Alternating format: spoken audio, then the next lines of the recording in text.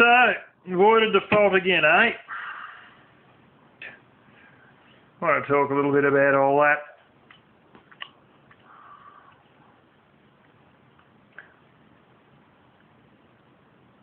Apparently the dealio's been signed again and it's all ready to roll and we're back on track.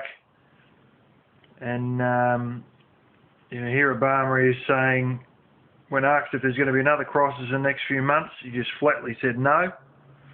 Well, that's funny because something else is going to happen again. Same little dealio in February again. And here he is talking, we have got to stop governing like we're in a crisis and keep getting everything, at the 11th hour sorted out. Is the man in denial about the situation? We've got to stop governing like we're in a crisis? Well, what are you in? Like, just an everyday la-di-da-di-da? This is the whole thing. There's going to have to be some point where there's going to be a default. And here they are saying, it cost $24 billion to have the government shut down for 16 days. What do you mean it cost $24 billion? You probably saved $24 billion by not paying all these bureaucrats. Just imagine how much money you'd save if you sacked a lot of them. I mean, if the 16 days had sort of strung out to like 316 days, Government shutdown costing money. I mean, what the hell is going on there? How does sending someone home from work cost you money if you're not damn producing anything? That's the thing. Governments don't produce anything except paperwork and BS. Unbelievable.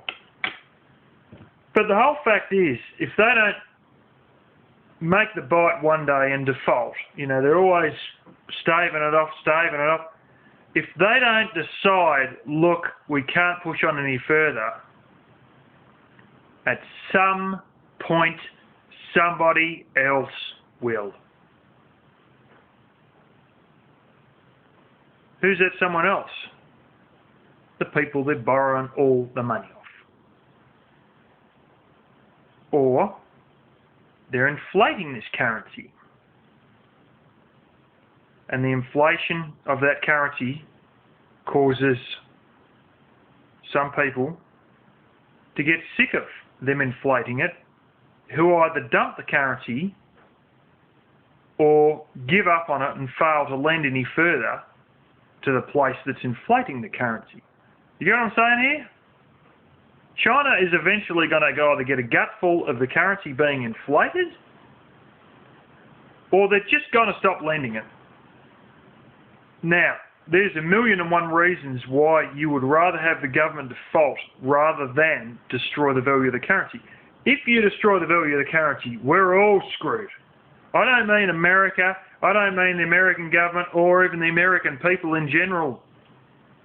I mean, we're all screwed, me included.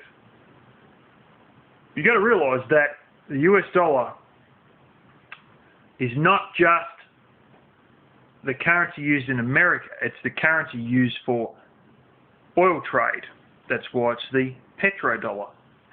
That's where they get that phrase from because of the little OPEC dealio that was done by Nixon back in about 71. It just there's too many people using that currency. China, and let's face it, you may not have known this, but most of Africa uses the US dollar.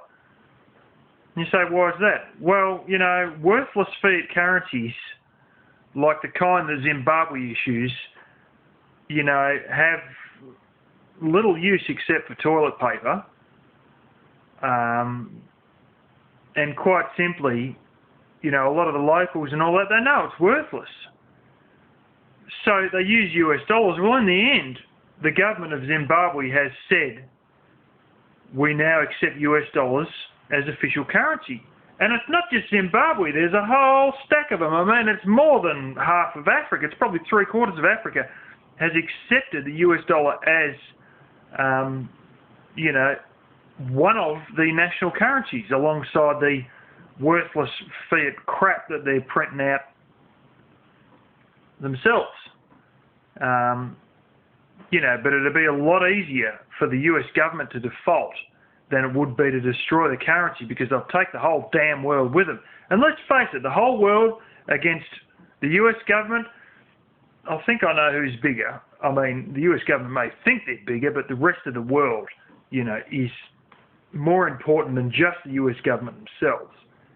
Because, let's face it, it's the reserve currency of the world.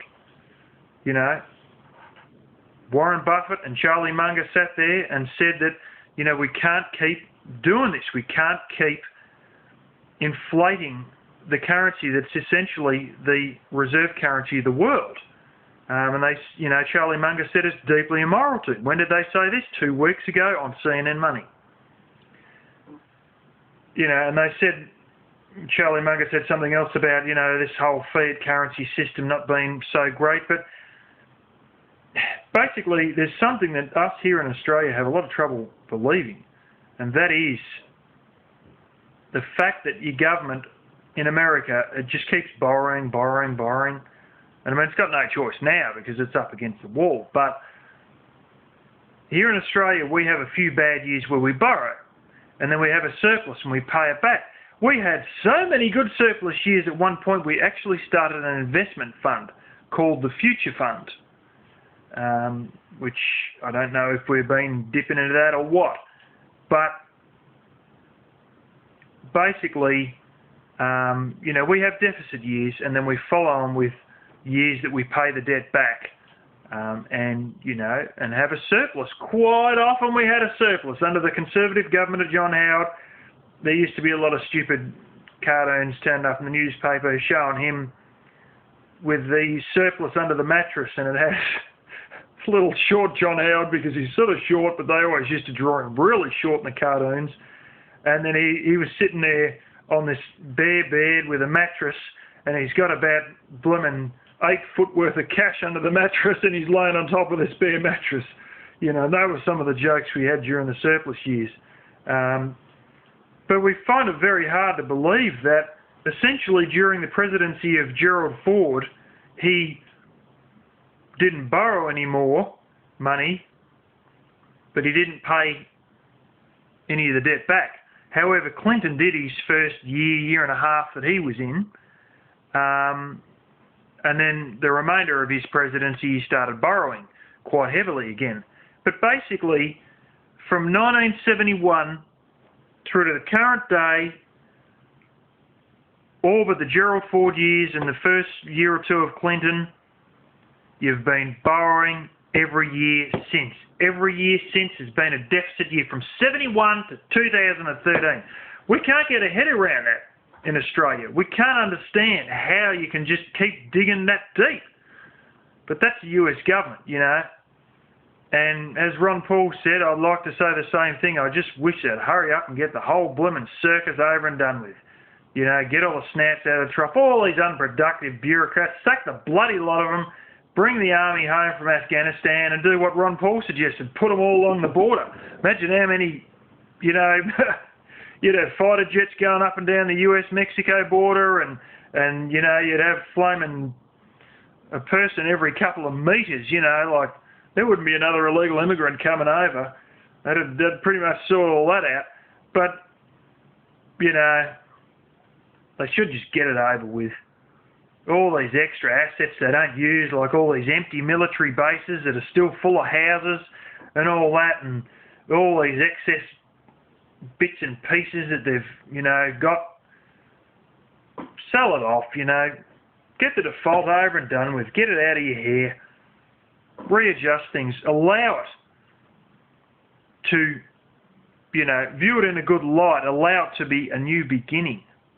It may be the end of all the rot, of all the wasted money, of all the snooty bureaucrats filling their pockets on government dollars, of all the research scientists who you frankly don't really need, you know, like the study they done on the length of duck penises. I mean, did you really need that study? Is it really necessary for the public to know the average length of a duck's dick. I mean, that was one of the things you guys spent money on. You know, they had one over here where they spent money on a study, I think it was $80,000, only $80,000, studying government departments' desk chairs and what desk chair suits them best. And that, for us, has been touted as a great big waste of money, even though it was only about $80,000. You know, to us, that is just crap to even bother investigating stuff like that. You know, but all the people at NASA and the this and the that and the Department of Art, do away with a lot of it, you know. You got to get things back in order, and the sooner the better, you know, and you're going to have to sell a lot of stuff. There's going to be a lot of noses pushed in the dirt, but those were unproductive noses to begin with. I also suggest protectionism because I've seen it help this country immensely. And they removed it and the manufacturing just went a bit flat. And the people who were working in these unskilled manufacturing jobs now sit on welfare, and we're unlikely to ever get them back into work because they've been on welfare for so many years they've lost their motivation. So I think protectionism would help, but I know the American capitalist psyche doesn't really like that, but that's just my 2 cents on my experience of protectionism. But yeah, she's a strange old scenario over there, and that's my 2 cents on it.